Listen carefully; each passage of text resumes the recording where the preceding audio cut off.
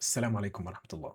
خبراء كتير ومدربين كتير بيبقى عندهم مشكلة إن هم جمهورهم كبير وبيثق فيهم وبيسمع منهم وبيشتري منهم كمان، بس مش عارفين يحولوه لدخل مستقر. طبعا أسباب كتيرة بتأدي للموضوع ده، بس مهم جدا إن احنا نحاول إن احنا نحول الجمهور بتاعنا لدخل، عشان احنا بنصرف وقت كتير وبنصرف فلوس كتير على إن احنا نظهر بمحتوى للناس دي أو للجمهور ده أو للمتابعين دول. فبالتالي مهم ان احنا نعمل عملية الاوبتمايزيشن او المونetization عشان نقدر ان احنا يخش لنا دخل مستقر من الناس اللي بتتابعنا. في حاجات احنا بنعملها غلط مع الجمهور بتاعنا هي اللي بتأدي ان احنا الجمهور بتاعنا ما يشتريش مننا. في الفيديو ده ان شاء الله هنعرف بقى ايه هي الحاجات دي وازاي نتفاداها وازاي حتى نشتغل عليها ونحسنها. اول حاجة اتجاه المحتوى. المشكلة عندك مش في حجم الجمهور، انت لو عندك جمهور قليل ممكن تعمل فلوس اكتر. هي المشكلة في اتجاه المحتوى، لازم يكون المحتوى متجه للعميل اللي انت بتكلمه، محدد للعميل اللي انت بتحل المشاكل بتاعته بالاوفر بتاعك. فلازم يكون عندك جمهور باتجاه، يعني تقدر انك انت تحدد المشكلة اللي هم بيشتغلوا عليها او ان هم عايزين يدوروا على الحل بتاعها، وتديلهم عرض يكون البوزيشننج بتاعه كويس عشان يعمل لك دخل مستمر.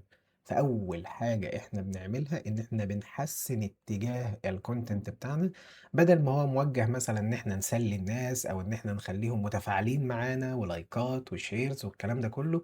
لا، إحنا نخليهم نحل لهم مشاكلهم عن طريق الكونتنت بتاعنا، نوريهم قصص عملاء. الكلام ده كله مهم جدا عشان اتجاه الكونتنت لو مش محدد هيجيب لك ناس كتير، والناس الكتير دي هتبقى جودتها قليلة ومش هتشتري منك. دي أول حاجة، اتجاه المحتوى لازم يكون اتجاه محدد عشان يحولهم لك لعملاء دافعين. تاني حاجة إن المحتوى لازم يكون خطوة استراتيجية مش مجرد حضور.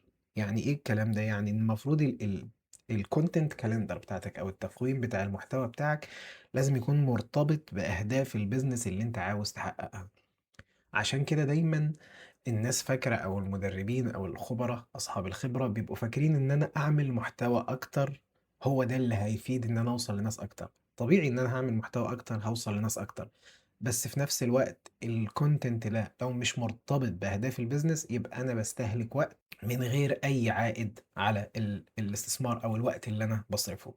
الفكرة إن إحنا نعمل كل بوست أو فيديو لازم يكون لي دور في الخطة اللي أنا محددها أو في الاستراتيجية اللي أنا محددها عشان تسهل عليا رحلة العميل. يعني أنا دلوقتي العميل عندي في مراحل بيعدي من خلالها، انا لو مش حاطط استراتيجيه ان انا استهدف العميل بالكونتنت المحدد في كل مرحله هو واقف فيها، سواء كانت الاتنشن او الكونسيدريشن او الكول تو اكشن، كل الحاجات دي لازم ان انا ابقى عندي استراتيجيه موجهه للعميل بحيث ان انا في كل نقطه من النقط دي او في كل مرحله من المراحل دي عشان اقربه ناحيه قرار الشراء وان هو ياخد اكشن معايا في البيزنس بتاعي.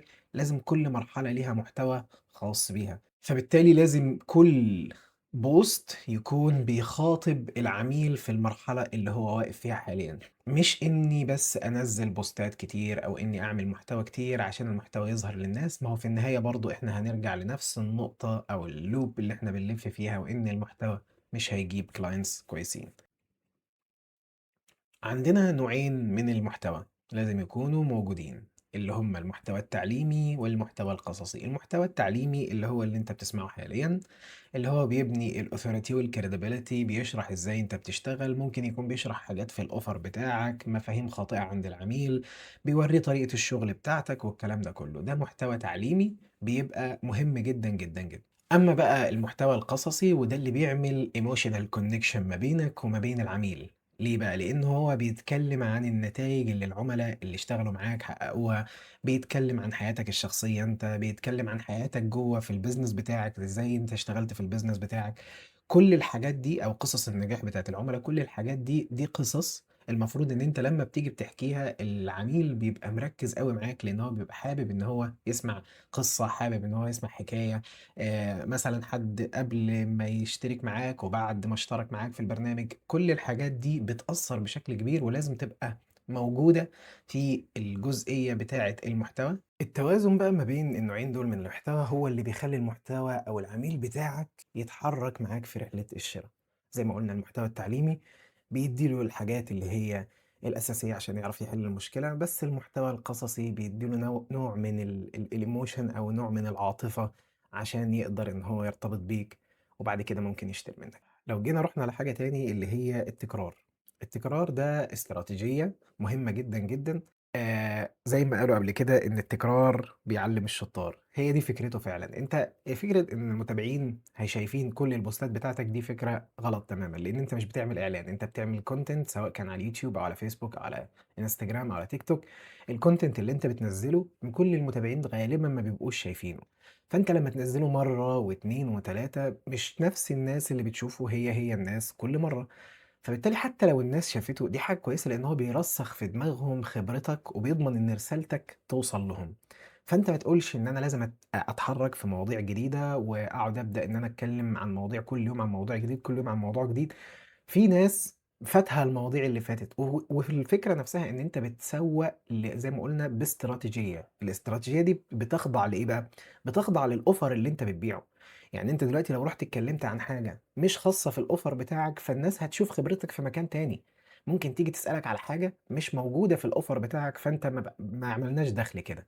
لكن لمّا آجي أنا أتكلم على نقطة مثلًا خطأ في حاجة معيّنة، والخطأ ده مثلًا أنا باعمله يا جماعة بالطريقة دي، فبالتالي ده مهم جدًا إنك أنت تبقى بتتكلم عن الموضوع بشكل يبقى واضح للجمهور، وفي نفس الوقت يبقى مرتبط بالoffer بتاعك. فأنت لازم تكتر الأفكار الأساسية عشان تثبت في دماغ عميلك، عشان يعني تخلّي الرسالة بتاعتك واضحة وتوصل لأكبر عدد من الناس وتعمل معاهم الauthority والcredibility.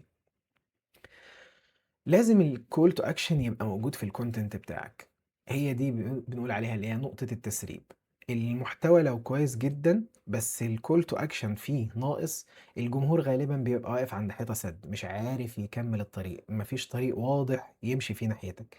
لو أنت قُلت له مثلًا بعد ما خلّصت المحتوى احجز مكالمة أو حمّل الكتاب ده أو شوف الفيديو ده، دي call to actions مهمة جدًا عشان تخلّيه يوصل للمرحلة اللي بعد كده، لإن هو ممكن يحس إن هو يعني زي ما بيقولوا stuck أو شايف إن هو وقف في طريق سد.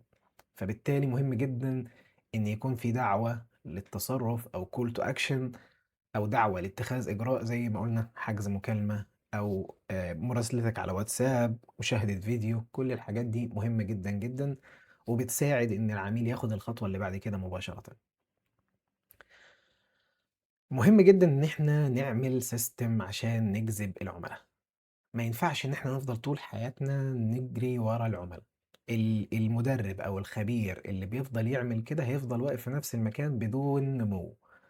لازم تكون عندك نظام. دلوقتي إحنا عملنا المحتوى وضبّطناه واهتمينا بكل أجزائه، واهتمينا إن إحنا نخلّي العميل يكلمنا ويتواصل معانا ونبيع له الoffer بتاعنا، كل ده جميل. بس بعد ما خلّصنا المحتوى اللي هو أسهل جزء، بيبدأ بعد كده يخش عندنا على system. لو أنا بقى ما عنديش system بقى، بعد ما الناس دي خلاص دخلت من المحتوى، هابدأ إن أنا أكلمهم، أفضل أراسلهم كل شوية على الواتساب بإيدي، هافضل دايمًا موجود عشان أقدر أتابعهم وأفلترهم وأعمل لهم عملية الجذب. فأنا باعمل عملية الجذب وباعمل عملية الفلترة وباعمل عملية الclosing، فكل ده كتير عليّا. فلازم يبقى على الأقل في system يعمل عملية الجذب ويدخّلهم على funnel مثلًا، وبعد كده يفلترهم، وبعد كده يوصلوا معاك لمكالمة، فبالتالي تبقى أنت قلّلت الinvolvement بتاعتك أو أنت دخولك جوّه الbusiness بتاعك، فبالتالي بتلاقي وقت والbusiness بتاعك بيلاقي وقت إن هو يكبر، حتى لو أنت مش موجود جوّه الbusiness بتاعك. فمهم جدًا إن أنت تعمل system ما يخلّيكش تقعد تطارد العُملا بشكل مستمر، هم اللي ييجوا لك لحد عندك، وفي نفس الوقت هم اللي يتحوّلوا ويتفلتروا، وفي الآخر يوصلوا لك كclients. طيب تعالَ بقى نقول الخلاصة أو الrecap بتاع الفيديو ده، ليه الجمهور بتاعنا مش بيتحوّل لدخل؟ هي سببها 3 حاجات مهمين جدًا، جدًا، جدًا. لازم نهتم بيهم، لازم نركّز عليهم، لازم نشتغل على تحسينهم. أول حاجة إن المحتوى بتاعنا بيبقى من غير اتجاه استراتيجي، زي ما قُلنا إن الcalendar أو الcontent calendar بتاعتنا لازم تكون متوافقة مع الاستراتيجية بتاعتنا، لازم نقرّب العميل لقرار الشرا. مهمة الcontent بتاعنا أو مهمة المحتوى بتاعنا إن إحنا نحرّكه في مراحل ناحية عملية الشراء، دي أهم حاجة في الcontent بتاعنا، يكون اتجاهه أنا عايز أعمل content استراتيجي تكون بتكلّم العميل اللي أنا باخاطبه عنده نفس المشكلة، أنا باحل المشكلة ديّة، كل الكلام ده بيأثّر بشكل كبير على شكل المحتوى بتاعنا. تاني حاجة الoffer positioning بتاعنا، المكان بتاع الoffer أو تموضع الoffer لازم يكون واضح للعميل، عشان تقدر إنك أنت تعلّي سعرك، ولازم أصلًا يكون عندك offer. لو أنت ما عندكش offer دي مشكلة تاني، أنت كده بتسوّق لخدمة أو بتسوّق لوقت، فبالتالي لازم يكون عندك عرض وتسعير متمركزين حوالين النتيجة، لازم تكون النتيجة واضحة للعميل، عشان تقدر إنك أنت تعلّي في سعرك براحتك، وطبعًا تعليتك في سعرك دي نمو مضمون للbusiness بتاعك. تالت حاجة إن ما فيش system. قُلنا إن المطاردة اليدوية دي هتهلكك، هتخلّيك واقف في مكانك، ما فيش نمو مستقر على مدار السنين، أنت قاعد كل شوية بتراسل الناس، بتجذبهم، بتفلترهم، بتعمل كل عمليات الmarketing والselling، فبالتالي ما فيش وقت إنك أنت أصلًا تخدم العملا الحاليين، فبالتالي غياب النظام ده مؤثر بشكل كبير جدًا، ومش هيساعد إنك أنت تكبّر الbusiness بتاعك وهتفضل تعبان على طول. فبالتالي لازم ال3 دول يكونوا موجودين. ليه؟ لإن إحنا عندنا جمهور وعندنا قيمة already، إحنا ناس خبرا، عندنا جمهور وعندنا قيمة، بس ما عندناش اتجاه، ما عندناش offer كويس، ما عندناش system كويس، فبالتالي الدخل بتاعنا أو النمو بتاعنا مش هيتحرك لفوق. ده كان بالنسبة لفيديو النهارده، أتمنى يا رب إن شاء الله تكونوا استفدتوا، وتبتدوا تشتغلوا على المحتوى بتاعكم وتخلّوه ليه استراتيجية تكون تساعدكم إنكم أنتم تزوّدوا المبيعات بتاعتكم. لو احتجت أي حاجة خاصة بالoffer، خاصة بالsystem، خاصة بالcontent، تقدر إنك أنت تضغط على الlink أسفل الفيديو وتراسلني. أشوفكم على خير، السلام عليكم ورحمة الله.